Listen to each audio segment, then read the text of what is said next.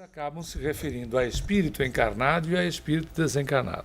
Mas ele quis deixar a coisa mais simplificada para nós.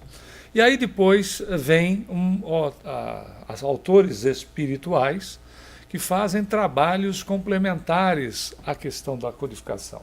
Não houve substituição de forma alguma, só maior esclarecimento daquilo que os espíritos trouxeram num primeiro momento. Vale lembrar que a obra básica, o Livro dos Espíritos, que foi lançado em 18 de abril de 1857, não poderia abrir todas as informações, né, em uma única obra, nem tampouco a codificação poderia fazê-lo como um todo. Havia necessidade de haver, então, complementos. E aí chega André Luiz dizendo da realidade, da continuidade da vida, no que diz respeito ao plano espiritual, principalmente ao plano espiritual mais imediato. Aqui, André Luiz vai falar sobre nosso lar. Nosso lar, vale lembrar que o espírito conserva a sua individualidade, e logo conservando assim sua individualidade, ele precisa de referências. Nós não poderíamos sair daqui e irmos para um local onde não houvesse referência. Imaginemos, se todos nós, ao desencarnarmos, porque morrer é uma situação diferente. Morrer não precisa estar fora do corpo físico. Foi exatamente esse o ensinamento de Jesus, né? Quando ele disse, deixe que os mortos enterrem seus mortos. O indivíduo que é inútil para si mesmo e para a coletividade é um cadáver que anda, é um cadáver ambulante. Ele está morto para ele mesmo e para a coletividade. Desencarnado é não estar mais no corpo físico. Supondo-se que nós desencarnássemos, não precisa ser necessariamente hoje, evidentemente, né? Não há que se ter pressa para isso. Na realidade, se nós sairmos do corpo físico, aliás, nem precisa desencarnar para ter essa relação. Nem precisa. Se observarmos o processo do sono, não do sono do subconsciente, que é meramente um download daquilo que é vivido, conhecido durante o estado de vigília, durante o dia, por exemplo, e há um processo de transferência para o neocórtex, no processo do sono chamado do subconsciente, que é no neocórtex que vão se fixar as memórias, que tudo aquilo que vivemos, experienciamos, lemos, tomamos conhecimento durante o dia. Esse é o chamado sonho do subconsciente, um verdadeiro download. São sonhos, a rigor, confusos, porque são misturados. Um download nunca é feito de forma sequencial, como a gente sabe, não é? Quando fazemos uma transferência de vários arquivos, não necessariamente eles vão na ordem. Se for de 1 a 10, não necessariamente é respeitada a ordem, porque é avaliado o peso na hora da transferência. Porém, o sonho real é quando nós saímos do corpo e temos uma experiência de fato. Ao retornarmos ao corpo, sentimos esta realidade.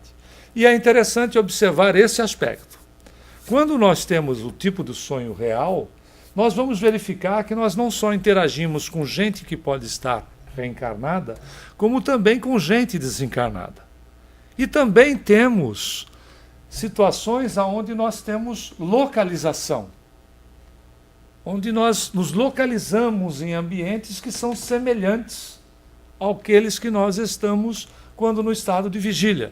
Significa que ao sairmos do corpo, não precisamos então desencarnar para isso, nós precisamos de referências. Senão o plano espiritual seria uma grande clínica psiquiátrica. Não é verdade?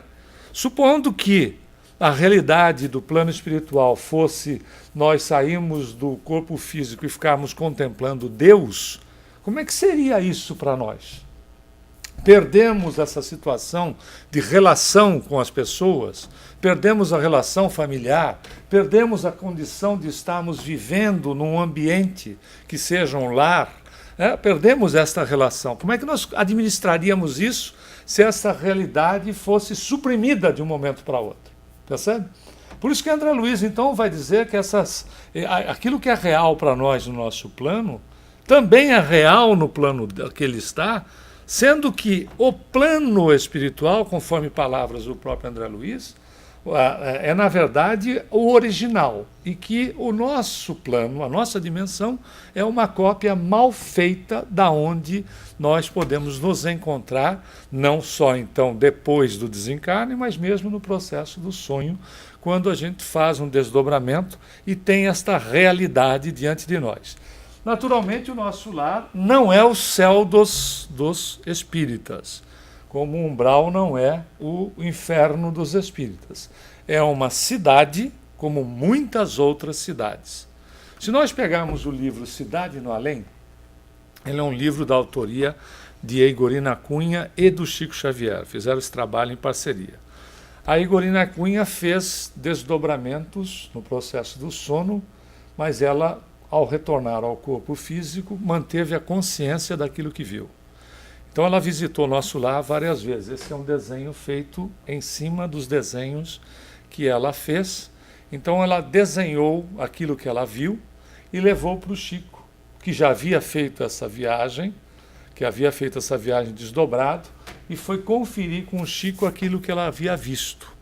Então você tem no final do livro Cidade no Além vários mapas da cidade do nosso lar, etc. É interessante, esse livro talvez seja até possível ser baixado gratuitamente em PDF na internet. É interessante a gente ver esse livro e esses mapas, porque vai que a gente desencarna, pelo menos já sabe o caminho, não é verdade? Não sabe como é que são essas coisas. Geralmente estar prevenido é melhor. Mas o ponto é, nós vamos notar uma vida natural, uma continuidade. Aqui na cidade, por exemplo, cada quadradinho deste é um quarteirão de casas. Então veja, é uma das cidades. Por acaso, o nosso lar, a localização dele, na dimensão que o André Luiz vai referenciar, fica entre a cidade de São Paulo e Rio de Janeiro. Nós vamos ver na própria obra Nosso Lar, de André Luiz, que o planeta que nós estamos habitando não é pura e simplesmente esta dimensão. Nós temos 7 dimensões, uma delas é a nossa que nós nos encontramos. Cada dimensão dessa é um desdobramento desta dimensão que nós estamos. Ou seja, nós teríamos um planeta encaixado dentro do outro. O que faz sentido, porque, na realidade, no livro Roteiro, Emmanuel vai dizer que a população relativa da Terra, referente à Terra, está a cerca de 22 bilhões de criaturas, das quais só 7 estão reencarnadas. Onde é que viveriam esses outros seres? Onde é que eles estariam? Fazendo o quê? Voando no espaço? Sentado numa nuvem tocando cítara? Né? Alguma coisa dessa natureza? Não faria sentido. Contemplando Deus sem ter referência alguma. Vejam então que essas situações elas são desdobramentos. Tanto é que ele vai dizer mais. Esse aqui é um outro ponto visto pela Igorina e transformado em desenho, aonde mostra, não é, esses quadradinhos, como já dissemos, são os quarteirões, e no centro da cidade fica o Ministério do Auxílio. Mas mais curioso ainda é exatamente esse outro desenho, onde mostra a vida de relação. Uma vida que é normal, pessoas que se relacionam, pessoas que estão numa praça onde você tem vegetação, você tem pássaros, etc. Quer dizer, a vida continua numa dimensão onde faça sentido para todos nós. Eles precisam de transporte, precisam ser transportados.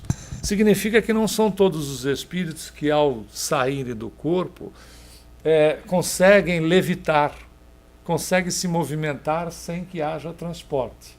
Tanto é que algumas vezes pode ser isso experienciado. Você já entrou em algum... No nosso caso é um pouco mais difícil, né? Porque o transporte coletivo, na região, pelo menos que nós moramos aqui, ele não é utilizado com muita frequência, mas nas grandes cidades o transporte coletivo é utilizado. Já deve ter acontecido com algum de vocês, de sentar em determinado local, o ambiente está vazio, você senta em determinado local, não é, seja no ônibus, seja no metrô, e parece que tem formiga no lugar que você sentou. Já aconteceu isso? Aí você está extremamente incomodado, e você senta do lado e passa. Por vezes, você está sentado no local que um desencarnado que acha que precisa, que está nesta dimensão, não entende a dimensão que se encontra, acha que você sentou em cima dele. E, claro, evidentemente, vibração incomoda. Você muda de lugar, passa a situação. Porque não é incomum nós encontrarmos criaturas. A gente pode pegar o livro Os Mensageiros de André Luiz, que nós vamos encontrar quando ele vai fazer a visita na cidade do Rio de Janeiro. Nós vamos encontrar espíritos andando com pessoas, das quais se tornam dependentes, e muitos deles pegando carona no automóvel dos outros, porque não entendendo o processo de que estão desencarnados. Da mesma forma que no próprio nosso livro Nosso Lar, André Luiz descreve na cidade do Rio de Janeiro, quando ele está visitando, que fecha o tempo, assim, um verdadeiro temporal, começa a chover, e espíritos saem correndo no meio da rua e entram em casas que estavam com as portas abertas com medo de pegar a chuva. Porque não entendem ao estado que se encontram depois do seu desencarne. Muitos deles não entendem. Na questão do automóvel, tinha muitos deles que andavam dentro do automóvel e também, às vezes, em cima do automóvel. Por isso que o Chico recomendava que cada vez que a gente for sair com o nosso automóvel, não com medo de carona, mas até mesmo em relação à questão de ter proteção, que a gente procure fazer uma prece. A gente não precisa fazer um evangelho no automóvel, não há necessidade disso. E prece é um processo, é um momento de ligação que nós fazemos com o coração. Pedir proteção, pedir para que bons espíritos, ou Jesus, ou Deus, nos proteja, nos envolva, porque o problema não é que nós possamos ser cuidadosos. Tem muita gente que não é. Não é verdade? E uma das coisas que a gente aprende na doutrina espírita é que livre-arbítrio existe para ser usado. E nem todo mundo sabe como usar o seu. Então veja que é um processo muito de precaução, porque se nós somos cuidadosos, tem muita gente que não é. Então vale a questão da recomendação de prece para que nós tenhamos tranquilidade em relação à nossa vida. Então a gente vê que eles precisam de transporte, então não é todo mundo que desencarna, que sai volitando, que tem capacidade de locomoção sem ser transportado. André Luiz vai falar, inclusive, ele vai descrever a questão de vegetação, de moradias, etc., na cidade do Nosso Lar, quando ele está no chamado aeróbus, tecnologia que eles tinham na década de 40, onde o veículo voa, na década de 40. Recentemente, na Universidade Federal do Rio de Janeiro, que se está testando um veículo com locomoção por eletromagnetismo, que está se fazendo teste ainda em relação a isso. Em 1940, eles já possuíam esse tipo de tecnologia descrito pelo André Luiz no Nosso Lar. Outra coisa curiosa, as pessoas comem. As pessoas se alimentam na cidade onde esse cidadão está. Claro que ninguém vai comer lá picanha, filé, bem passado, mal passado, porque tem um detalhe, ninguém vai matar animal lá para a gente ficar comendo. Então, é claro que é uma alimentação que está condizente à condição do perispírito, mas faz com que todos nós possamos pensar a respeito. Por que se come? A gente come porque precisa do quê? De energia. Ora, por que um desencarnado precisa comer?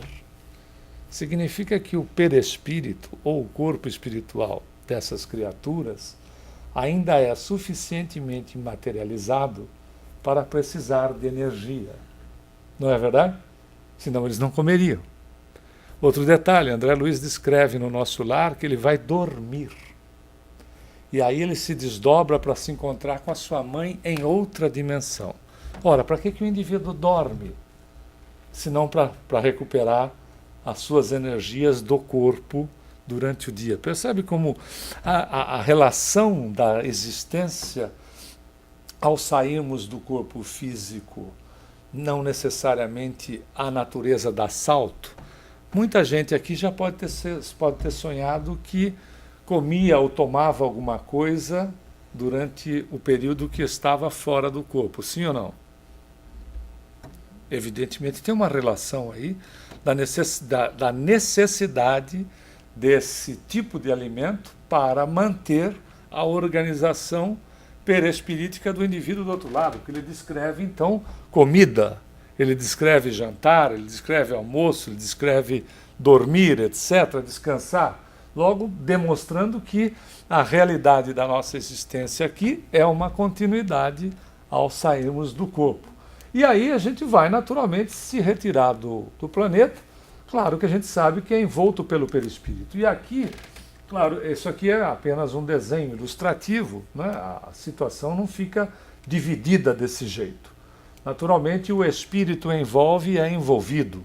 Né? Há, então, um processo completo, né? Como nós colocarmos uma esponja dentro de um balde com água.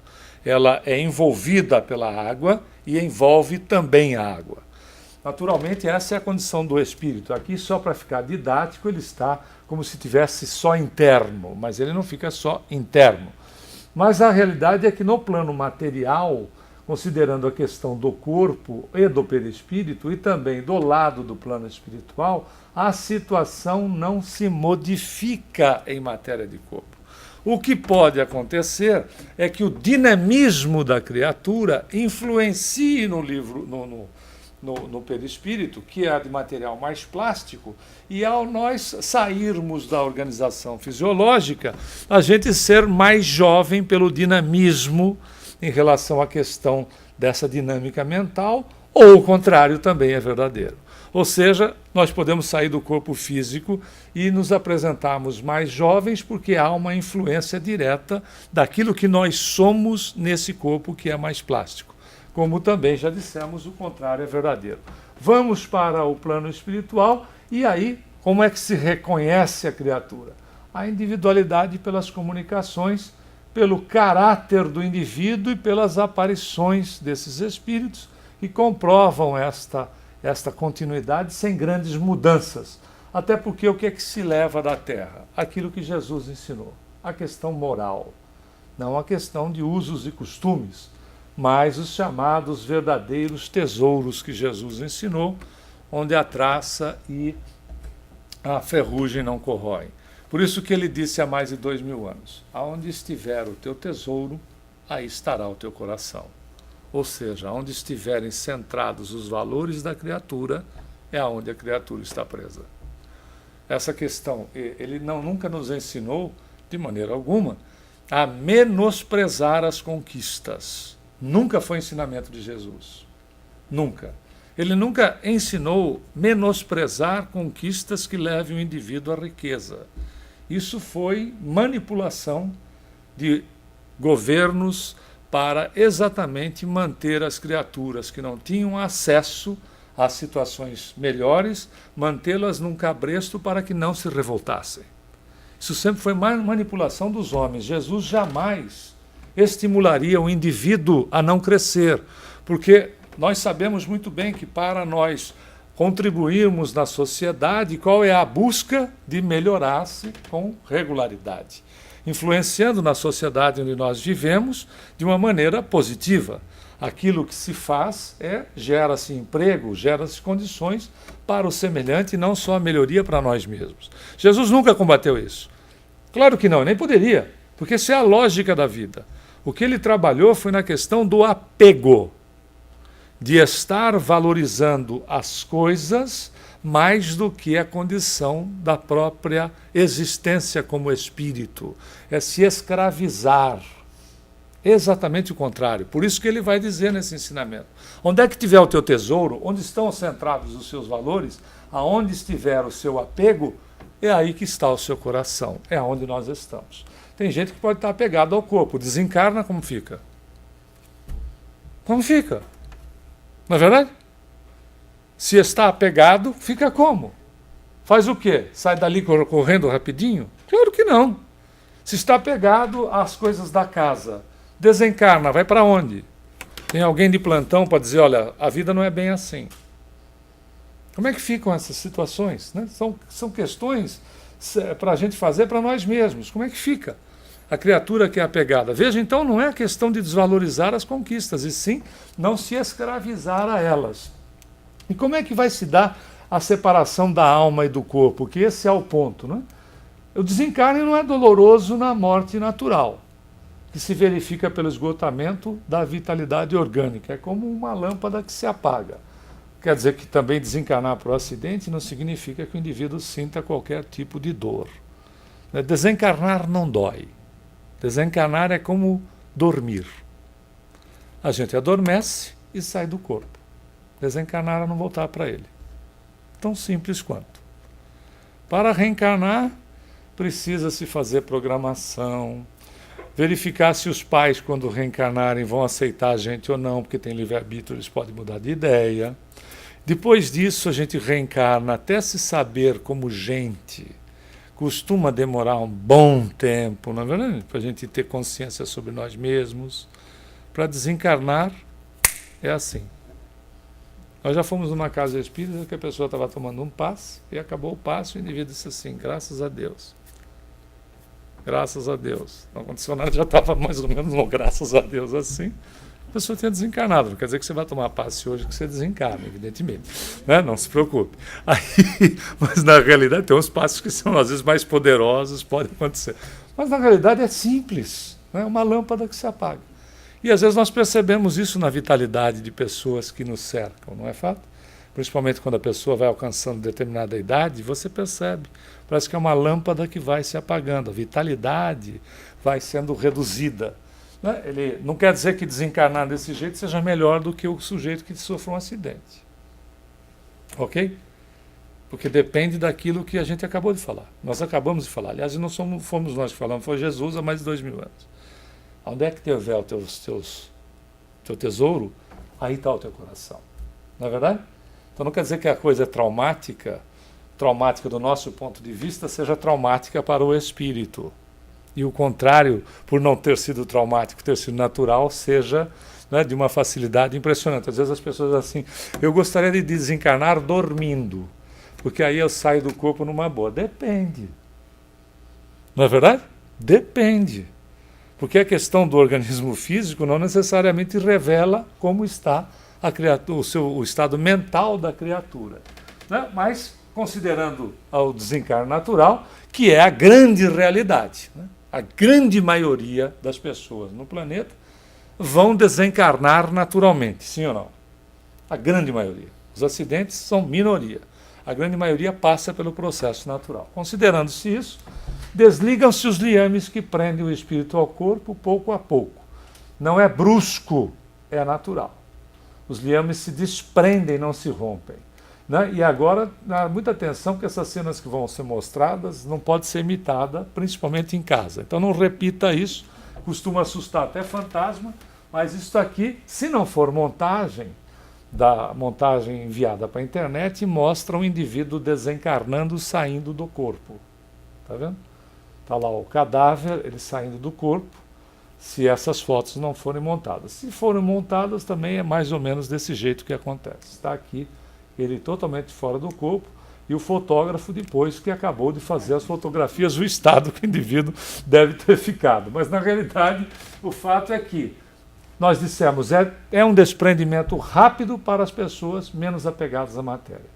Essa ilustração está no livro de Zalmino Zimmermann, chamado Perispírito, que fala a respeito de uma espécie de cirurgia feita no momento do desligamento no plano espiritual, onde também o André Luiz vai descrever um caso no livro Missionários da Luz. Mas Chico Xavier, que presenciou o desencarne da sua madrasta, que ele também chamava de mãe, a Cidália Batista, ele contou a respeito de Cidália, dizendo que era mais ou menos esta ilustração. Ele estava no velório e apareceram uns espíritos que pareciam ser médicos, tipos de médicos. Aí pegaram Cidália, ela estava lá no caixão, né? Pegaram Cidália e levantaram, não o cadáver, porque senão não ficava ninguém no velório, na verdade. Levantaram ela desdobrada, evidentemente, mas ele via os liames dos centros de força do perispírito que são fixados principalmente nos plexos nervosos do corpo físico. São ligações as principais, porque cada célula nossa, Aliás, nós somos ligados, o perispírito é ligado ao corpo físico atomicamente. Cada átomo tem uma ligação, mas a centralização das ligações estão nos centros de força do perispírito que fazem a junção nos plexos nervosos do organismo físico. E esses espíritos, com umas espécies de pinças, foram cortando os pontos principais de ligação até que chegaram aqui no coronário e fizeram a secção e tiraram Cidália, que estava adormecida, né? Ou seja, ela estava lá o cadáver, ela estava adormecida, e levaram ela para uma instituição no plano espiritual. Por isso que a gente trouxe esse desenho. Na agonia, aí nós fomos buscar uma informação de Emmanuel no livro Há 2000 Anos. O livro de Emmanuel, Há 2000 Anos, vai contar a história dele, que ele era o senador Públio Lentulus, aquele que escreveu a carta para Tibério, que era o César da época, né? César é título, era um imperador romano, a respeito de Jesus. Tibério soube de Jesus, que havia o chamado profeta, né, Jesus na Galiléia, quis saber a respeito, mandou uma correspondência para Públio Lentulus, que era o senador na Palestina, era o senador romano representante na Palestina, que se relacionava com Pôncio Pilatos, e o senador Públio Lentulus, que conheceu Jesus, mandou uma carta para Tibério, em Roma, descrevendo Maria, sua mãe, e inclusive Jesus. Essa carta se encontra no Vaticano, e se a gente acessar na internet, você pode encontrar essa carta do Públio Lentulus, que é uma das reencarnações de Emmanuel, que descreve então Maria e descreve Jesus como eram fisionomicamente Maria e Jesus, e quais eram as atitudes de Jesus para com as pessoas, como é que era o comportamento dele. E ele fala a respeito de uma questão de moralidade irrepreensível nessa carta. Vale a pena você, tendo oportunidade, buscar a carta referente a Jesus ou o retrato de Jesus que a gente acha na internet. Porém, nessa obra Há 2000 Anos, ele vai descrever a situação da Lívia. Lívia era sua esposa, e Lívia se converte ao cristianismo. E como nós sabemos, os cristãos iam parar na arena. E Lívia acaba sendo presa. Ela foi numa reunião de cristãos, e ela sendo esposa do senador romano. Na hora que os guardas chegaram, né, levou todo mundo, e ela acabou indo para parar junto com os cristãos na arena.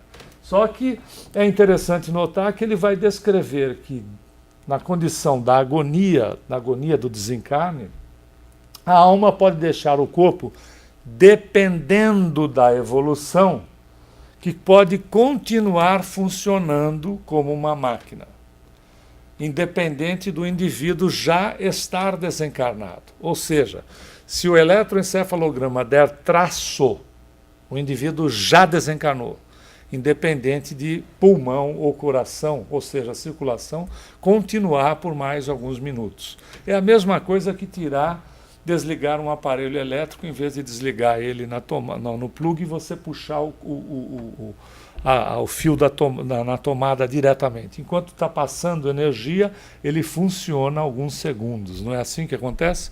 É a mesma coisa. Uma vez dado o traço no eletroencefalograma, o sujeito está desencarnado, independente ainda de alguns órgãos estarem funcionando. No caso da Lívia, como ela não tinha esta necessidade da prova, ela não precisava passar por uma provação dessa natureza, na hora que o leão que vai atacá-la levanta a pata para dar-lhe o golpe final, eles tiraram ela do corpo. Quando ele bateu no corpo, ela já estava fora.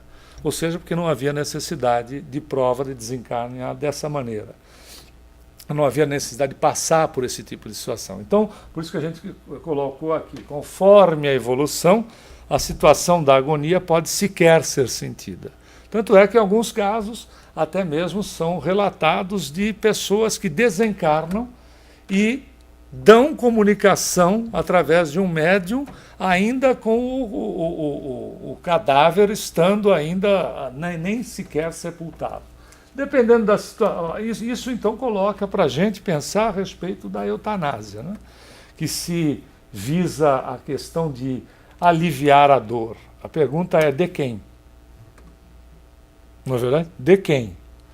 Porque nós sabemos, no livro Obreiros da Vida Eterna, André Luiz vai descrever uma situação onde o moribundo estava numa condição muito delicada, não era muito difícil a situação que ele se encontrava, e o enfermeiro, penalizado da condição do moribundo, vai lá preparar um anestésico. A gente sabe muito bem, anestesia, se a gente aumentar 1 cc na anestesia, o sujeito desencarna. Aquilo mesmo que anestesia, 1 cc a mais, o indivíduo desencarna.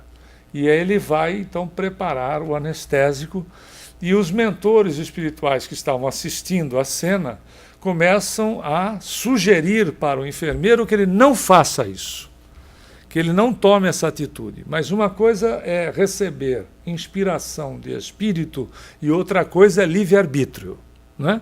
Ele usa do livre-arbítrio dele, vai lá, prepara, independente de todos os espíritos estarem falando para ele não fazer, ele prepara lá o anestésico, vai lá e aplica no sujeito. O sujeito desencarna, evidentemente. Só que, André Luiz vai descrever que no momento do desencarne, aquela criatura que sairia do corpo normalmente, entra em choque. Então sai do corpo em estado de choque, precisando ser levado para o plano espiritual, veja, o desencarnado, para ser tratado e sair primeiro do estado de choque, para depois ter algum nível de informação de consciência do estado que se encontrava.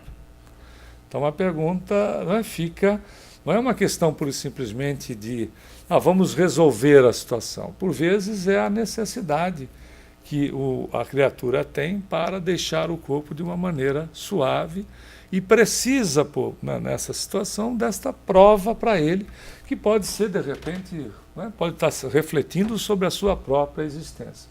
Claro que existem casos e casos, mas fica aí a colocação a respeito. Qual é a perturbação em relação à questão do desencarne? Depois do desencarne, nós podemos ficar perturbados, ou seja, não ter noção do que está acontecendo, ou melhor, não ter consciência. Dependendo da evolução, a condição e o apego à matéria, os espíritos dizem que podem ser dias, semanas, meses ou anos, dependendo do apego da criatura àquilo que lhe interessa. Então pode ser de dias, de semanas ou de meses. Na morte súbita, por exemplo, se você vê essa cena pela janelinha do avião, é provável que seja a última, né? Pelo menos naquele instante. Você pode continuar vendo depois, mas naquele instante provavelmente seja a última. Então, pela morte súbita, nós podemos não acreditar que desencarnamos e acompanharmos, inclusive, nosso próprio enterro. Essa situação, claro, não é exclusiva e vai depender muito da evolução de cada um de nós. No Livro dos Espíritos tem um momento em que o indivíduo desencarnou e não sabia que era ele e acompanhou o próprio enterro. Deve ter falado, bom sujeito, eu não lembro bem desse sujeito aqui, mas ele era um sujeito, devia ser gente boa. Ou seja, sem noção nenhuma do que tinha acontecido com ele próprio, ele acompanhando o próprio enterro. Então veja, é tudo uma questão de... É claro, naturalmente que Kardec vai falar.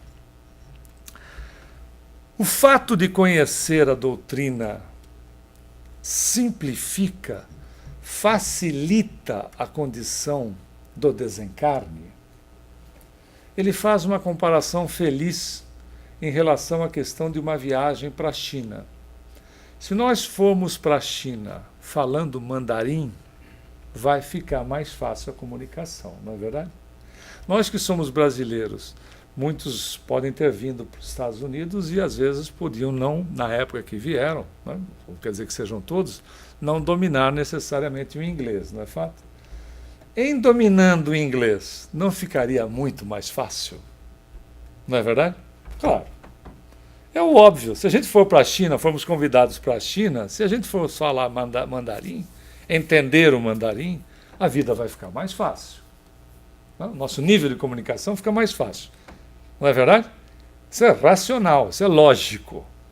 Chegar no plano espiritual entendendo o processo, pela lógica, fica mais fácil, sim ou não? Porém, esse que é interessante. Porém, o fato de conhecer, não, nesse caso, não significa a mesma coisa de que ir para a China falando mandarim. Ele diz assim, o fato de conhecer o Espiritismo ajuda, mas, no entanto, a prática do bem, a moral elevada, é que verdadeiramente faz diferença. Não é fantástico? Quer dizer, a gente pode chegar em qualquer lugar, pode não ter o conhecimento dessa natureza que nós temos, não é? Mais aprofundado sobre o processo. Não tem problema. A prática do bem e uma moral elevada é que faz a real diferença em relação à questão de nós chegarmos no plano espiritual. Por isso que o próprio Emmanuel, o espírito, né, mentor de Chico, através da psicografia de Chico, diz o seguinte, que o bem que nós fizemos será o nosso advogado em toda parte. Não é fantástico isso? Quer dizer, o que importa realmente? Né? Pura e simplesmente conhecer o processo como um todo, ou ter a prática do bem, buscar uma moral mais elevada no sentido de crescermos. É o que a gente tem que pensar a respeito. Porque, na verdade, durante milênios praticamente, a morte foi colocada como uma condição punitiva, algo que assombrava as criaturas. E, na realidade, nós, aos poucos, fomos descobrindo que não morremos. Nós só mudamos de condição, nós só mudamos, né, a nossa dimensão de estar nesta ou em outra dimensão. E o que faz com que nós possamos continuar sendo bem recebidos aqui e continuar sendo bem recebidos lá é a lógica da vida. É procurarmos amar o semelhante como a nós mesmos. Muita paz a todos. Obrigado.